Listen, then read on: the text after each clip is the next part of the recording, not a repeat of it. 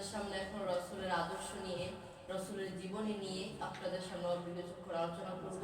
আপনারা সবাই মনোযোগ দিয়ে শুনবেন ইনশাআল্লাহ।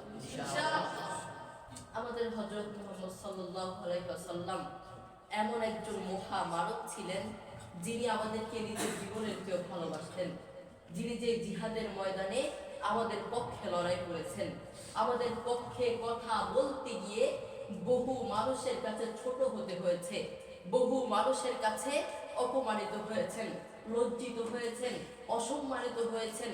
এরপরও কিন্তু আমাদেরকে ভুলেন নাই।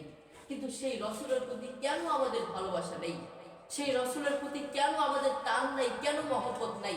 আমাদের মহব্বত সেই নায়ক নায়িকাদের প্রতি, আমাদের মহব্বত সেই খেলোয়াড়দের প্রতি, আমাদের ভালোবাসা, টান, মহব্বত সব হচ্ছে ওই খেলোয়াড়দের প্রতি, প্রিয় মানুষের প্রতি, প্রিয় ভালোবাসার প্রতি। কিন্তু আমাদের রাসূল সাল্লাল্লাহু আলাইহি ওয়াসাল্লাম আমাদের জন্য এত কষ্ট করেছেন, এরপর আমাদের তার প্রতি কোনো ভালোবাসা নেই। আপনি জানেন আপনার রাসূল আপনার জন্য কেঁদেছেন। একদিন হযরত মুহাম্মদ সাল্লাল্লাহু আলাইহি ওয়াসাল্লাম সেজদায় পড়ে তিনি কাঁদতে লাগলেন। কাঁদতে কাঁদতে পুরো চোখের পানিতে পুরো চোখ ভেসে গিয়েছে।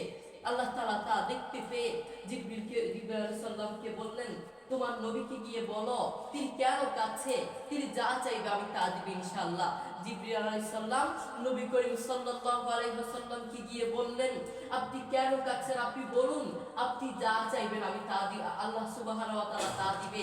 জিবরিল নবীকে বললেন, আপনি কেন কাঁদছেন, আপনি বলুন, আপনি যা চাইবেন আল্লাহ সুবহানাহু ওয়া তাআলা আপনাকে তাই দিবেন। নবী করিম সাল্লাল্লাহু আলাইহি ওয়াসাল্লাম কি বললেন জানেন? আমি নিজের স্বার্থের জন্য কাঁদছি না, আমি আমার মায়ের জন্য কাঁদছি না, আমি সন্তানের জন্য কাঁদছি না, নিজের কোনো স্বার্থের জন্য কাঁদছি না। আমি কেন কাঁদছি জানতে চাও? আরে আমি তো কাঁদছি আমার উম্মতকে জাহান্নামের পথ থেকে জান্নাতের পথে আনার জন্য। আল্লাহু আকবার। উম্মতের প্রতি কত টান, কত মায়া, কত ভালোবাসা। কিন্তু সেই রসুলের প্রতি আমাদের ভালোবাসা থাকবে তো দূরে থাক, উল্টো আমরা রসুলের বিরুদ্ধে কথা বলি, ঠিক কিনা?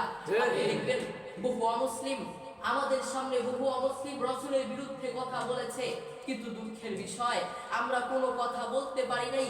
আমাদের সামনে বহু খ্রিস্টান, বহু নাস্তিক, বহু ইসলাম বিরোধী, সুন্নাহ বিরোধী, কোরআন বিরোধী রসুলের বিরুদ্ধে কথা বলেছে, রসুলকে নিয়ে মিথ্যা অপবাদ দিয়েছে। দুঃখের বিষয় আমরা চুপ ছিলাম, কিন্তু আমরা এখন শুনিয়ে দিতে চাই পরিষ্কার ভাষায়, আমরা বলে দিতে চাই, এখন যদি কেউ রসুলের বিরুদ্ধে কথা বলে, নবীকে নিয়ে কটূক্তি করার চেষ্টা করে, কোরআনের বিরুদ্ধে কথা বলে, সুন্নাহর বিরুদ্ধে কথা বলে, আমরা কিন্তু চুপ থাকবো না, আমরা তাদের বিরুদ্ধে প্রতিবাদ করবো, ঠিক কিনা? আমরা সবাই নবীর নামে কটূক্তি করা হলে আমরা সবাই প্রতিবাদ করবো, রাজি আছি ইনশাআল্লাহ? প্রতিবাদ করব যারা রাসূলকে নিয়ে মিথ্যা অপবাদ দিবে।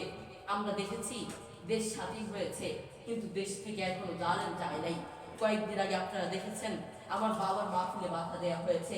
শুধু আমার বাবা না, বাংলাদেশে বহু আলেমের মাহফিলে বাধা দেওয়া হয়, বহু শিল্পীদের মাহফিলে বাধা দেওয়া হয়, বহু বক্তাদের মাহফিলে বাধা দেওয়া হয়, বহু বক্তাদেরকে আঘাত করা হয়, অপমানিত করা হয়।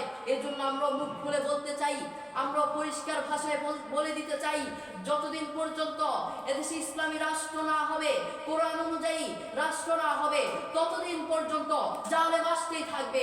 এই জন্য এদেশে কোরআন অনুযায়ী দেশ পরিচালনা করতে হবে, সুন্নাহ অনুযায়ী দেশ পরিচালনা করতে হবে, ইসলাম অনুযায়ী দেশ পরিচালনা করতে হবে। আমরা চাই কি চাই না? সবাই চাই এদেশে ইসলাম অনুযায়ী দেশ পরিচালনা করো। আমরা দেশে আরেকটা পরিবর্তন চাই, আমরা সবাই আরেকটা পরিবর্তন দেখতে চাই। সেই পরিবর্তনটা হচ্ছে এদেশে স্কুল, কলেজ, ভার্সিটিগুলোতে নবীর সুন্নাহ বাধ্যতামূলক করতে হবে। এদেশে স্কুল, কলেজ, ভার্সিটিগুলোতে, কলেজগুলোতে নবীর সুন্নাহ বাধ্যতামূলক করতে হবে, কোরআন বাধ্যতামূলক করতে হবে, ইসলাম বাধ্যতামূলক করতে হবে। এই জন্য সেই স্কুল, কলেজ থেকে এমপি বের হবে তো ইসলাম পন্থী বের হবে, এমপি বের হবে তো কোরআনওয়ালা বের হবে, প্রাইম মিনিস্টার বের হবে তো নবীর সুন্নাহওয়ালা বের হবে, কোরআনওয়ালা বের হবে, ইসলাম পন্থী বের হবে। আর কোন জালেম বের হতে পারবে না, আর কোন বেঈমান বের হতে পারবে না, ঠিক না? চাই কি চাই না? কারা কারা চাই দুই হাত তুলে দেখাও। ইনশাআল্লাহ আমরা এই দেশে নবীর সুন্নাহ অনুযায়ী এদেশে দেশ পরিচালনা করব ইনশাআল্লাহ। আপনি দেখেন আমরা প্রতিটা ক্ষেত্রে, প্রতিটা সেকেন্ডে নবীর সুন্নাহগুলোকে আমরা বয়কট করে যাচ্ছি, নবীর সুন্নাহগুলোকে আমরা বয়কট করে যাচ্ছি। আমাদের হযরত মুহাম্মদ সাল্লাল্লাহু আলাইহি ওয়াসাল্লাম তিনি বলেছেন, মাল্লাম ইয়ারহাম সগীরানা ওয়া লাম ইউয়াক্কির কাবীরানা ফালাইসা মিন্না। তোমরা ছোটদেরকে স্নেহ করো এবং বড়দেরকে সম্মান করো। কিন্তু আমাদের দেশে দেখুন, আমরা ছোটদেরকে স্নেহ করতে জানি না, আমরা বড়দেরকে সম্মান করতে জানি না। একজন বক্তা তিনি কথার প্রসঙ্গে বলেছেন, মুরব্বি মুরব্বি উহু উহু। যেহেতু এটা এখন ফেসবুকে প্রচলিত নাই, তবুও আমি আমার পক্ষ থেকে বলতে চাই, ভাই আপনি একজন মুরব্বিকে আপনি চেতিয়ে আপনি তিরস্কার করে বলছেন মুরব্বি মুরব্বি উহু উহু। সে আপনার দিকে তাকিয়ে হাসছে, কিন্তু আসলে সে আপনার দিকে তাকিয়ে হাসছে, কিন্তু আসলে সে আপনাকে বদদুয়া দিয়ে যাচ্ছে। এই জন্য আমাদের মুরব্বিদেরকে চেতানো যাবে না, মুরব্বিদেরকে তিরস্কার করানো যাবে না। আল্লাহ তাআলা আমাদের সবাইকে রাসূলের সুন্নাহ অনুযায়ী দেশ পরিচালনা করার তৌফিক দান করুন।